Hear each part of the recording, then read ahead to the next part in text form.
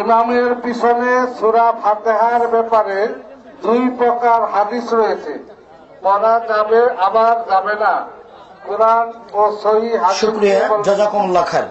সূরা ফাতিহা পড়ার ব্যাপারে দুই রকম হাদিস রয়েছে, কথাটি ঠিক নয়। যেখানে আল্লাহ রাসূল বলেছেন যে আল্লাহু আকবার যখন বলবেন আর যখন কিরাত করবেন তখন তোমাদের চুপ থাকতে হবে, মর্মে যে মুসলিম গ্রন্থে হাদিসটি রয়েছে, এটা চুপ থাকা মানে আরো একাধিক হাদিস দ্বারা প্রমাণিত যে সূরা ফাতিহার পরে চুপ থাকতে হবে। কেন?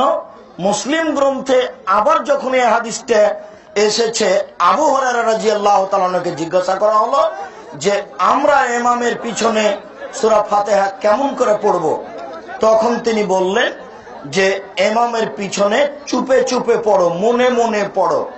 তো আবু হুরায়রা রাদিয়াল্লাহু তাআলা আনহু সেই কালে বললেন যে মনে মনে পড়ো, তাহলে আবু হুরায়রা রাদিয়াল্লাহু তাআলা দুটাই হাদিস জানতেন, তিনি কি করে দুটাই হাদিসের সমাধান এভাবে দেন?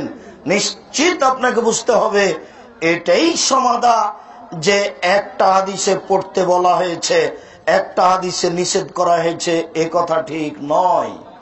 যেখানে নিষেধ করা হয়েছে সেখানে ফাতিহার পরে, ফাতিহা কোনো হাদিসে নিষেধ করা হয়নি।